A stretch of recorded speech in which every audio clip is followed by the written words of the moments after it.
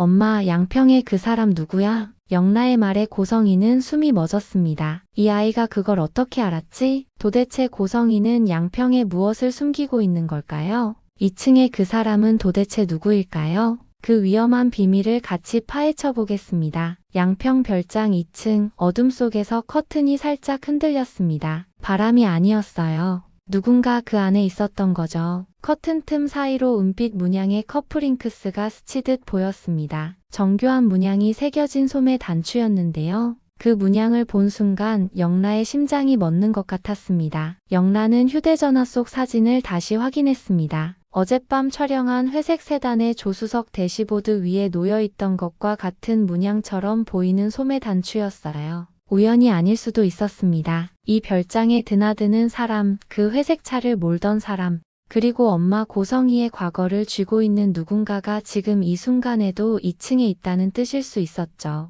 영라의 손이 떨렸습니다. 엄마의 거짓말을 파헤치려던 것이 이렇게까지 번질 줄은 몰랐어요. 2층의 그 존재가 점점 실체를 드러내고 있었습니다. 구독과 좋아요 눌러주시고 끝까지 함께 해주세요. 다음날 아침 병원 근처 작은 카페였습니다. 이지화는 테이블 앞에 앉아 고개를 절레절레 흔들고 있었어요. 밤새 박영라가 보내온 사진과 영상을 전부 확인했는데요. 회색 세단, 문양 단추, 그리고 양평 별장에서 녹음된 희미한 발소리까지 박영라가 위험한 일에 깊숙이 들어가고 있다는 게 느껴졌습니다. 영라야, 혼자 하기엔 너무 깊어. 지화는 한숨을 쉬며 휴대전화를 내려놓았습니다. 그때였어요. 휴대전화가 울렸습니다. 지혁이었죠. 지화나, 은호가 병원 의무기록실에서 이상한 코드를 발견했대. 대리 접수 코드인데 팩스로 넘어온 시간이 7월 21일 오후 3시 47분이래. 그런데 그 시각 은호 오빠 한우진이 수술 중이었대. 지환의 눈빛이 변했습니다. 팩스요? 어디서 보낸 건데요? 그게 양평 쪽이래. 정확한 위치까지는 모르겠지만 양평. 지화는 영라가 보낸 사진을 다시 펼쳐봤습니다. 양평 별장, 회색 차, 그리고 이제 은호가 찾아낸 팩스 기록까지 모든 선이 한 곳을 가리키고 있었어요.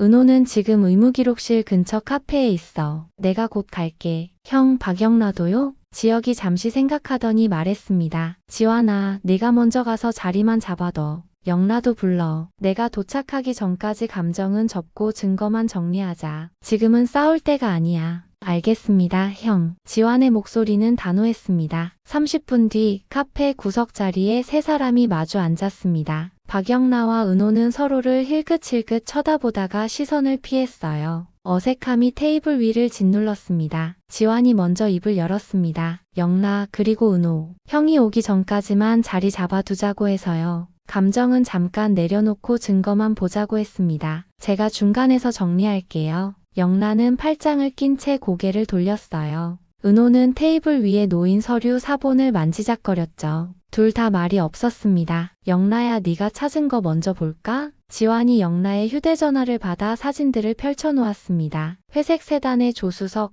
대시보드 위 문양 단추처럼 보이는 것, 차고에 오래 서 있던 차량의 뒷모습, 그리고 흐릿하게나마 찍힌 번호판 앞자리. 이 차, 은호 씨 친아버지가 피해자였던 뺑소니 사건 기사에 나온 차량이랑 번호판 앞자리가 같아 보여요. 영라의 목소리는 낮았지만 조심스러웠습니다. 은호가 고개를 들었어요. 표정이 굳어졌습니다. 친아버지요? 네, 은호 씨 친아버지. 15년 전 그 사고 때요. 은호의 손이 미세하게 떨렸습니다. 영라는 그 반응을 놓치지 않았어요. 하지만 지환이 사이를 막았습니다. 은호 씨, 이제 은호 씨 차례예요. 뭘 찾았어요? 은호는 잠시 망설이다가 가방에서 서류 사본을 꺼냈습니다. 의무기록실에서 받은 건데요. 저희 오빠, 한우진 수술 기록이 대리로 접수됐어요. L-47이라는 코드로요. 그런데 이 접수가 팩스로 들어온 시각이 7월 21일 오후 3시 47분이에요. 그때 오빠는 수술실에 있었고 저는 대기실에 있었어요. 누가 대신 접수했다는 건데 팩스가 어디서 온 건데요? 영라가 물었습니다. 처음으로 은호를 똑바로 쳐다보면서요. 양평이래요. 정확한 주소는 안 나와 있지만 양평 쪽 서재에서 보낸 거라고 김 과장님이 말씀하셨어요. 양평. 영라와 지환의 시선이 동시에 마주쳤습니다. 그 서재가 혹시 지환이 영라를 말렸습니다. 일단 증거만 보죠. 영라 씨가 간 별장이 양평이죠? 네. 은호 씨, 그 팩스 보낸 사람이 누군지 아세요? 김 과장님 말로는 회색 차 타고 온 정장 남자였대요. 직접 원본도 가져갔다고 하시더라고요. 회색 차. 영라의 눈빛이 날카로워졌습니다. 그 남자 얼굴은요? 잘 기억 안 난대요. 모자를 눌러쓰고 마스크를 했다고. 지환이 테이블을 톡톡 두드렸습니다. 정리하죠. 회색 차, 양평, 그리고 15년 전 사건. 이 세 개가 한 사람한테서 나온 것 같아요. 은호가 숨을 삼켰습니다. 그 사람이 누구죠? 영라가 대답했습니다. 목소리가 조심스러웠어요. 엄마의 전 남편일 거예요. 고성희의 옛 남편. 은호의 얼굴이 하얗게 변했습니다. 그럼 제 오빠 수술을 그 사람이 관여했을 가능성이 있어요. 침묵이 흘렀습니다. 무겁고 차가운 침묵이었어요. 지환이 두 사람을 번갈아 보며 말했습니다. 중요한 건 은호 씨 친아버지를 지금 추적한다는 거예요. 감정 싸움은 나중에 해도 돼요. 대표님 오시면 일정 묶을 테니까 각자 맡은 파트만 정리해서 대표님께 보고하면 됩니다. 영라는 입술을 깨물었습니다. 은호는 고개를 끄덕였어요. 둘 다 마지못해서였지만 동맹은 성립됐습니다. 조건부 동맹. 정보는 공유하되 역할은 나눈다. 영라는 양평 별장과 고성희의 과거를, 은호는 병원 기록과 팩스 경로를 추적하기로 했습니다. 형이 다음 단계 알려줄 거예요. 지환의 말에 두 사람이 자리에서 일어났습니다. 악수는 없었어요. 눈인사도 없었습니다. 하지만 같은 목표를 향해 걷기 시작한 건 분명했어요. 같은 시각, 지혁은 회사 회의실에서 노트북 화면을 노려보고 있었습니다. 비서 수정이 옆에서 서류를 넘기며 중얼거렸어요. 대표님, 이거 접속 기록 보세요. 7월 21일 오후 3시 47분에 외부에서 병원 시스템에 접속한 기록이 있어요. 어디서? 양평이요. 정확한 주소는 안 나오지만 양평 쪽 서재로 추정돼요. 지역의 눈썹이 꿈틀했습니다. 서재? 네. 그리고 이 접속 특급 처리로 승인됐어요. 승인 주체가 이사회예요. 이사회? 지역은 손가락으로 화면을 확대했습니다. 접속 위치, 승인 시각, 업로드된 문서 목록까지 모든 게 한 사람의 손을 거쳐간 것처럼 깔끔하게 정리돼 있었어요. 이건 누가 설계한 거야? 수정이 다른 서류를 펼쳤습니다. 그리고 이거요. 승인 메모에 GH 법률사무소 경유라고 적혀 있어요. GH 법률사무소, 지역은 그 이름을 어디선가 들어본 것 같았습니다. 고성희와 관련된 곳이었죠. 재단 법률 업무를 처리하는 곳이기도 했고요. 길이 보이네. 지역은 노트북을 닫으며 말했습니다. 법률사무소에서 양평으로 이름만 남았어. 수정이 물었습니다. 대표님, 그럼 어디부터 갈까요? 법률사무소부터야. 지역은 재킷을 집어들며 지시했습니다. 지환은 현장 백업부터. 수정, 내부 접속 로그는 내 라인으로 당겨. 보고는 내가 직접 받는다. 알겠습니다, 대표님. 지역은 출발점을 먼저 확인하기로 했습니다. 그날 오후 영라는 다시 양평 별장 근처로 향했습니다. 이번엔 지환과 함께였어요. 혼자 가기엔 위험하다는 지환의 고집을 꺾을 수 없었죠. 영라야, 이번엔 2층 올라가지 마. 밖에서만 보자. 알았어, 오빠. 하지만 영라의 머릿속엔 이미 계획이 있었습니다. 어젯밤 찍은 영상을 다시 확인해야 했어요. 회색 세단이 차고에 얼마나 오래 서 있었는지, 그리고 그 차의 번호판을 더 정확히 찍을 방법이 있는지. 차고 앞에 도착했습니다. 회색 세단은 여전히 그 자리에 있었어요. 먼지가 살짝 쌓여 있는 걸 보니 오늘은 한 번도 움직이지 않은 것 같았습니다. 영라는 휴대전화를 꺼내 화면을 켰습니다. 어젯밤 촬영한 영상을 재생했어요. 차고 안쪽 희미한 조명 아래 서 있는 회색 세단, 그리고 번호판. 오빠, 이거 봐. 영라가 화면을 확대했습니다. 번호판 앞자리 37호처럼 보였어요. 지환이 눈을 가늘게 떴습니다. 37호? 네. 은호 씨 친아버지가 피해자였던 뺑소니 사건 기사에 나온 번호판이랑 앞자리가 같아 보여요. 영라는 가방에서 오래된 신문 스크랩을 꺼냈습니다. 15년 전 사고를 다룬 기사였어요. 흐릿한 사진 속에 찍힌 차량의 번호판, 그 일부가 보였습니다. 37호로 보이는 글자들. 지환은 고개를 끄덕였습니다. 영라가 혼란스러워하지 않도록 선을 긋는 게 중요했어요. 그럼 이 번호판으로 차주를 찾아야겠네요. 네. 근데 오빠, 이 차 너무 오래 서 있어요. 마치 숨겨둔 것처럼. 영라의 말이 맞았습니다. 차고 안쪽 구석, 다른 차들과 떨어진 곳에 홀로 서 있는 회색 세단. 누군가 의도적으로 감춰둔 것처럼 보였어요. 은호는 다시 병원 의무기록실을 찾았습니다. 김 과장은 은호를 보자마자 고개를 끄덕였어요. 또 오셨네요. 네, 그 팩스 건 좀 더 여쭤보려고요. 김 과장은 한숨을 쉬며 서류철을 꺼냈습니다. 그 팩스 양평 쪽 서재에서 보낸 걸로 남아있어요. 원본도 그분이 가져오셨고요. 그분이요? 회색 차 타고 온 정장 남자요. 모자 눌러쓰고 마스크 쓰고 있어서 얼굴은 잘 못 봤어요. 은호의 가슴이 철렁했습니다. 혹시 그분 이름이나 연락처는요? 그건 기록에 없어요. 특급 처리라 신원 확인 절차가 생략됐거든요. 특급 처리요? 네, 이사회 승인이 떨어진 케이스예요. 그러면 보통 절차 없이 바로 진행되거든요. 은호는 입술을 깨물었습니다. 이사회, 고성이가 관여할 수 있는 영역이었죠. 김 과장님, 그 팩스 보낸 시각이 정확히 언제죠? 7월 21일 오후 3시 47분이요. 그 시각에 제 오빠가 뭐하고 있었는지 기억하세요? 김 과장은 잠시 생각하더니 고개를 끄덕였습니다. 수술실에 계셨죠.